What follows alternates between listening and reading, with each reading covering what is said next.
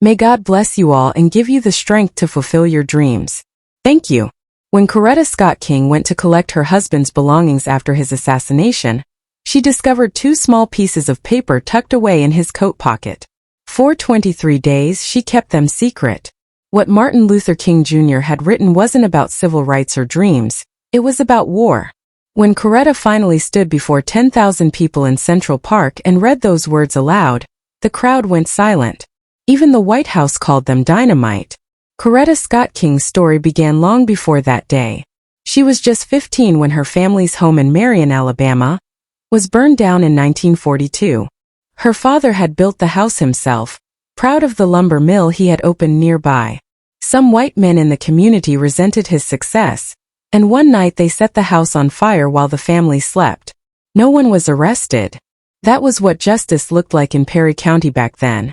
Coretta never forgot that night or the lesson it taught her, that success for a black family could be dangerous, but giving up would be worse. Her father rebuilt the home and the business, showing her what determination and dignity looked like in the face of hate. Life had never been easy for the Scott family. During the Great Depression, Coretta picked cotton before sunrise, earning just 75 cents a day. She was only 10 but managed to collect 100 pounds of cotton daily. Her family was struggling to hold on to their 28-acre farm. After hours in the fields, she and her siblings walked 5 miles to school on dusty backroads, watching white children ride past in shiny new buses. Later, when she attended high school, she had to walk 9 miles each way because the white school was closer, and the black students weren't allowed to attend. Those years taught her endurance.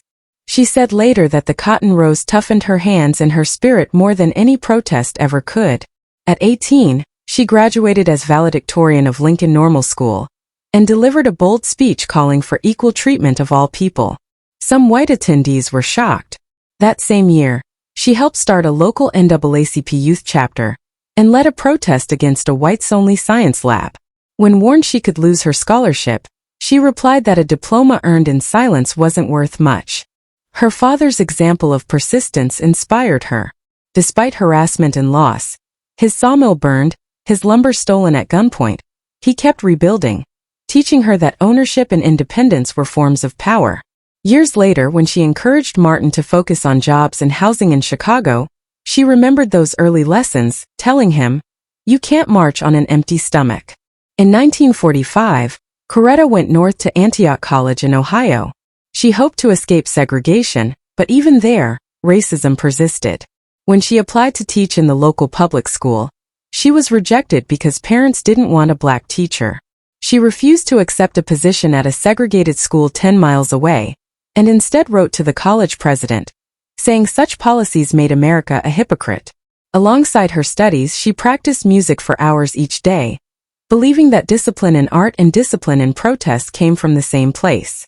At Antioch, she joined the Race Relations Committee and organized interracial events during Brotherhood Week, including a sit-in at a local theater that had refused to admit black students. The protest drew 75 people and forced the theater to shut down temporarily. Her activism earned her the nickname, "the girl who sings and agitates." She refused to stop. By her second year, she was helping lead the campus NAACP and working on Henry Wallace's presidential campaign, one of the first major candidates to speak out strongly for civil rights. In 1951, she won a full scholarship to the New England Conservatory of Music in Boston, and moved there with only $36 in her pocket. She worked mornings at a hotel, practiced late into the night, and sent money home to her family each month. Her music wasn't just a passion, it was a tool for change. She joined the Women's International League for Peace and Freedom, protested nuclear testing, and once chained herself to a flagpole during a demonstration, singing "We Shall Not Be Moved," until police cut the chain and arrested her. In January 1952, her dorm room phone rang. A friend had given her number to a young preacher named Martin Luther King Jr. At first, she was hesitant to date a minister, but their first conversation lasted for hours, full of talk about Gandhi, justice, and faith. 2 weeks later, Martin told his mother he had met the woman he would marry. Coretta was cautious. She wanted to make sure her career and voice would not be overshadowed. When they married in June 1953, she removed the word obey from her vows, a radical act for the time. Their early years together were difficult. They lived in a small Boston apartment where her piano doubled as their dining table. When money was tight, she sold her silver flute to pay bills. Despite constant rejections from concert halls unwilling to feature a black soprano, she continued to sing and teach. Their first child, Yolanda, was born in 1955, just as the Montgomery bus boycott began. Threats poured in daily, and one night a bomb exploded on their porch, shattering windows and scattering glass across the baby's crib. Miraculously, no one was hurt. Coretta stayed calm, urging others not to be afraid. She organized benefit concerts that raised money for the movement. The pressures on their family grew. The FBI, under J. Edgar Hoover, labeled Martin the most dangerous Negro in America, and tapped their phones, even listening to Coretta's calls about groceries and baby formula. Their home was bugged, and every night Martin checked closets for hidden intruders. Coretta urged him to keep a gun for protection, but he refused. As the years went on, the threats, arrests, and strain deepened. When Martin was imprisoned in Georgia during the 1960 election, Coretta, pregnant and terrified, pleaded for help until John F. Kennedy personally called her. His intervention led to Martin's release and shifted public support in the election. In 1964, Martin received the Nobel Peace Prize. Just weeks earlier, the FBI had mailed an anonymous letter urging him to end his own life, along with recordings meant to destroy his reputation. Coretta burned the letter but kept the tape, never listening to it. She believed no threat could undo their cause. Even when the FBI tried to use edited tapes to humiliate them, she faced it with dignity and refused to be intimidated. She also encouraged Martin to speak out against the Vietnam War.